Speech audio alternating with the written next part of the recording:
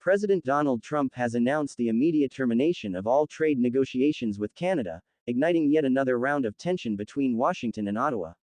The abrupt decision came after a controversial television advertisement, funded by the Ontario provincial government, aired in the United States using the late President Ronald Reagan's words to criticize Trump's tariff policies. Welcome viewers to my channel. Please subscribe, like my video and turn on notifications so you don't miss our next update. The ad, which was meant to highlight the negative effects of tariffs on North American workers, quickly escalated into a diplomatic spat when Trump accused Canada of attempting to interfere in U.S. domestic affairs. In a post made late Thursday night on his social media platform, Trump condemned the advertisement, calling it a fraudulent and illegal attempt by Canada to influence the U.S. Supreme Court ahead of a crucial hearing on his tariff powers. His message, written in his signature all-caps style, read, "Canada cheated and got caught. They fraudulently took a big buy ad saying that Ronald Reagan did not like tariffs, when actually he loved tariffs for our country and its national security. Canada is trying to illegally influence the United States Supreme Court in one of the most important rulings in the history of our country." The outburst followed remarks by Canadian Prime Minister Mark Carney earlier in the week, where he revealed his intention to diversify Canada's trade portfolio by doubling exports to non-US countries in response to Trump's increasingly volatile tariff measures. According to White House insiders, Trump's fiery reaction was not spontaneous but rather the culmination of long-standing frustrations within his administration about Canada's trade stance and what officials described as passive-aggressive tactics in ongoing negotiations. By Friday morning, Ontario Premier Doug Ford, the political leader behind the ad campaign, announced he would suspend the advertisements following discussions with Prime Minister Carney. "After speaking with the Prime Minister, I've decided to pause the campaign effective Monday so that trade talks can resume," Ford said in a statement.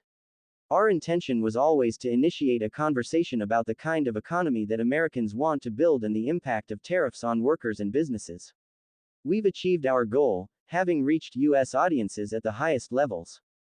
Ford added that the campaign had served its purpose by sparking debate among American policymakers and citizens alike. The ad, part of a $54 million, about $75 million Canadian initiative, was set to air on multiple American television networks, including high-profile sports broadcasts such as Game 1 of the World Series between the Toronto Blue Jays and Los Angeles Dodgers. Despite Ford's announcement, the ad was still scheduled to run through the weekend, ensuring that millions of Americans would see it before its removal. The advertisement itself drew heavily from Reagan's April 25, 1987, presidential radio address to the nation on free and fair trade. In the original speech, Reagan criticized the use of protectionist trade measures and emphasized the importance of open markets. The Ontario government used edited excerpts from that address, pairing Reagan's voice with modern footage showing factories, farmers, and small business owners purportedly hurt by Trump's tariffs. The tagline, "Even Ronald Reagan knew tariffs hurt American workers," appeared on screen in bold lettering, making clear its criticism of Trump's policies. However, the Reagan Presidential Foundation and Institute swiftly condemned the ad. In a statement posted on X, formerly Twitter, Thursday night, the foundation asserted that Ontario's government had misrepresented Reagan's words and used them without authorization. The ad misrepresents the presidential radio address to the nation on free and fair trade, dated April 25, 1987, the foundation wrote.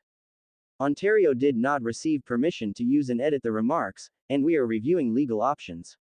The foundation, based in Simi Valley, California, oversees the Ronald Reagan Presidential Library and Museum and includes several high-profile members of the Republican establishment, among them former Transportation Secretary Elaine Chao, former House Speaker Paul Ryan, and Fox Corporation Executive Chairman Lachlan Murdoch.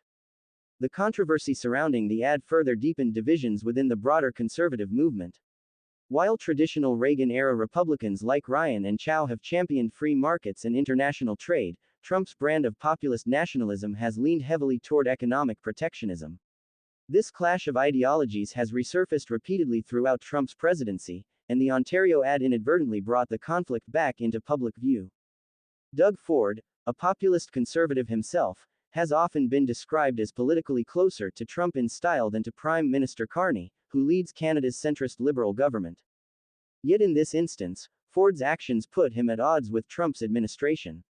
Initially defiant, Ford defended his decision to sponsor the ad, writing on social media that Canada and the US are allies, and Reagan knew that both are stronger together. He even linked to Reagan's full 1987 speech, which indeed contains passages warning against the dangers of excessive tariffs and trade wars. Nevertheless, facing mounting pressure and potential economic fallout, Ford agreed to retract the campaign. "We can't control the trade policy of the United States," he said in a later press briefing.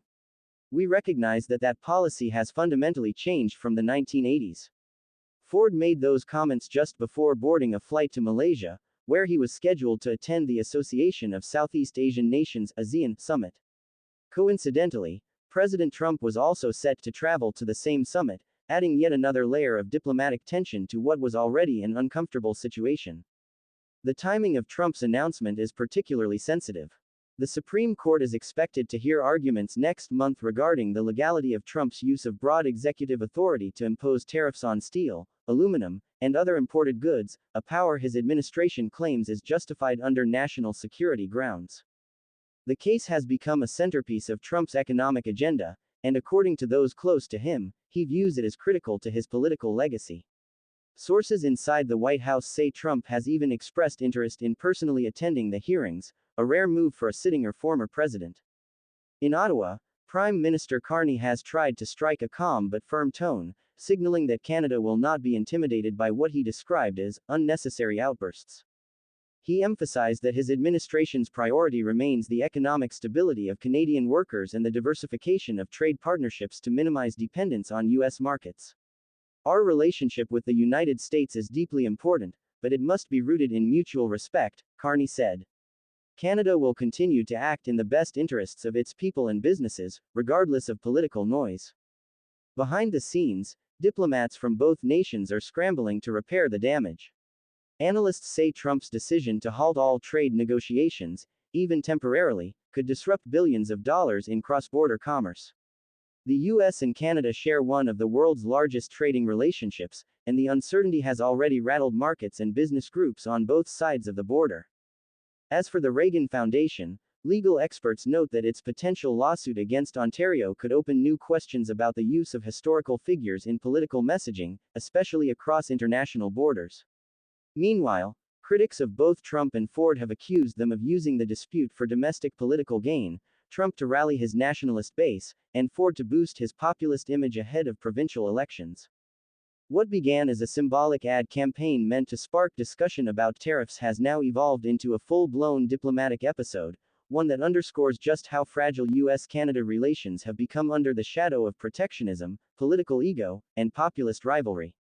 As the dust settles, both nations face a pressing question: can trade cooperation survive in an age when even a single television ad can spark an international crisis?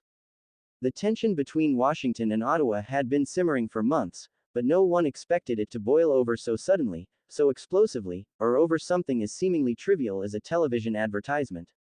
Yet that is precisely what happened when President Donald Trump, with a single social media post written in his familiar storm of capital letters and exclamation points, announced that he was terminating all trade negotiations with Canada. The world watched in disbelief as the fragile relationship between two of the closest allies on the planet appeared to unravel overnight. Behind closed doors, officials scrambled to make sense of what had just transpired, as an advertisement from Ontario, Canada's most populous province, sparked an international crisis that neither side had fully anticipated. It began quietly, almost innocently. The government of Ontario, led by Premier Doug Ford, had decided to sponsor a major advertising campaign across the United States. The ads were sleek and well produced, featuring the voice of the late President Ronald Reagan speaking about trade and tariffs from one of his famous 1987 addresses. The message was clear, even if subtly delivered: tariffs, in Reagan's view, were dangerous to free markets and harmful to workers. The Ontario government framed the ad as an invitation to reflect on the economic consequences of protectionism, not as an attack on any individual. But in Washington, where political sensitivity ran high and where Trump's trade policies had become a cornerstone of his political identity, the ad was perceived not as a discussion piece but as a deliberate provocation. Trump's reaction was immediate and furious. To him, the ad represented not just an insult, but an act of betrayal by a supposed ally. In his post, made late Thursday night, he accused Canada of cheating, fraud, and even interfering with the United States Supreme Court, an accusation that stunned both American and Canadian observers alike.